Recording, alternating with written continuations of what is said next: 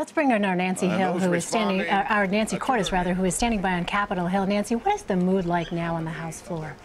I think there's a lot of energy and a lot of excitement. There is genuine fondness for John Boehner. And so people were pretty emotional today, having to say goodbye to him. He is seen as someone who is a straight shooter. He has a lot of long-time relationships here on Capitol Hill. He has the respect of some of the Democratic leaders who felt that they were able to work with him in key moments. So there's sort of a wistfulness, but an excitement for him that he's able to move on to the next chapter, probably a more relaxing chapter for someone who says he doesn't know any other way than working 50 to 100 hours a week. And then there's genuine curiosity about what a Paul Ryan speakership will be like. He says that he wants to make big changes to the way that the House operates. It is sometimes difficult to make those changes. There are a lot of people who are sort of entrenched. They don't like to give up power. They're a little bit afraid of how a new system would work, but that was sort of one of his prerequisites for taking the job. He said he didn't want to just sort of preside over the status quo, that he wants to get big things done. And so there's a lot of curiosity over whether he'll be successful, Meg. And Nancy, he also made headlines when he said that this new job will not interfere with his family time in Wisconsin. That really got people talking too. It really did, because this is seen as a 7-day-a-week job. The job of the speaker is not just to run things around here on Capitol Hill, but really to be a face for the party, someone who goes all around the country and raises money for the party. And they're very in demand. Well, Paul Ryan is saying, he needs to carve out his family time. He has 3 young children, and that's one of the big reasons why he never wanted to be speaker in the first place. In fact, he has said that he and his wife discussed it, and they felt that the family would actually see each other more if he were to be vice president. He was Mitt Romney's running mate back in 2012, but that they would see each other less if he were speaker, because his family is committed to staying in Janesville in Wisconsin, where his children go to school. So he's saying that he's not willing to give up his weekends, but that he is going to, work for the party in other ways, that he thinks he'll be more of a communicator, do more interviews, that kind of thing, and so get the message out there in that way, and the fundraising slack will just have to be picked up by somebody else.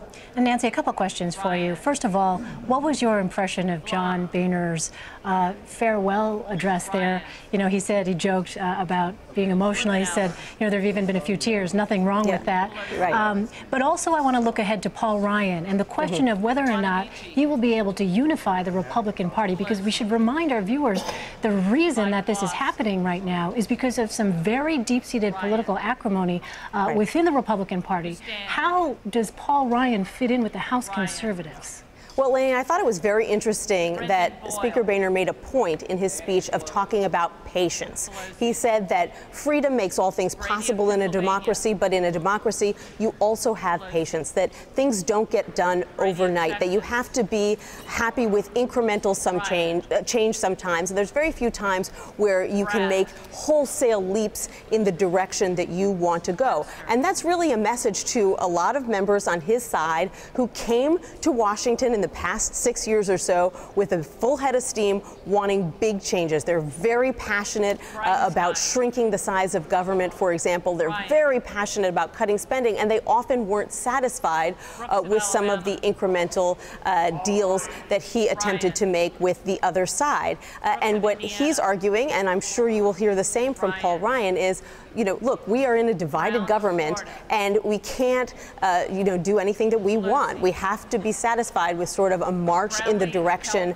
that we like. And Boehner pointed out that under his speakership, there have been trillions of dollars that have been cut from the budget over time, that 99% of Americans were saved from a tax increase, and that these are big accomplishments, perhaps not as big as some of these members would want, but they are significant. But you're right, Paul Ryan is going to face a challenge right off the bat, because as much as he says he wants to do big things, you know, Republicans don't have a veto-proof majority in the House or Senate. They are going to have to work with Democrats. That is something that Ryan, like Boehner, has experience doing, and he's pretty realistic about it. The question will be, will his members be satisfied with what he's able to accomplish, even if it isn't as big as some of them would like to see? Nancy, you mentioned Paul Ryan was Mitt Romney's running mate in 2012. He's there, right, watching all the pomp and circumstance?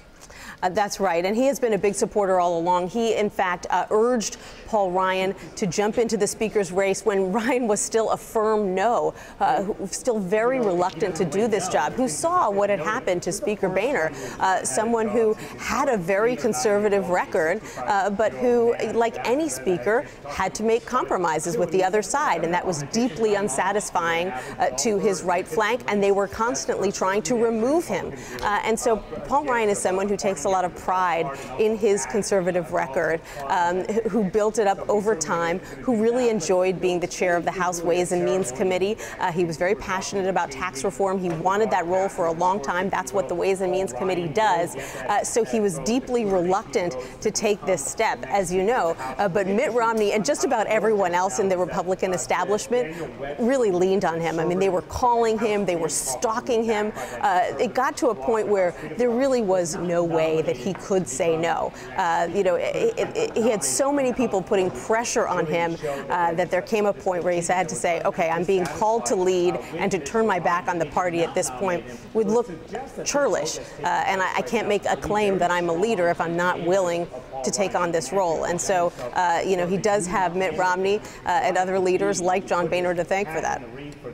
All right, our Nancy Cordes watching it all on Capitol Hill today.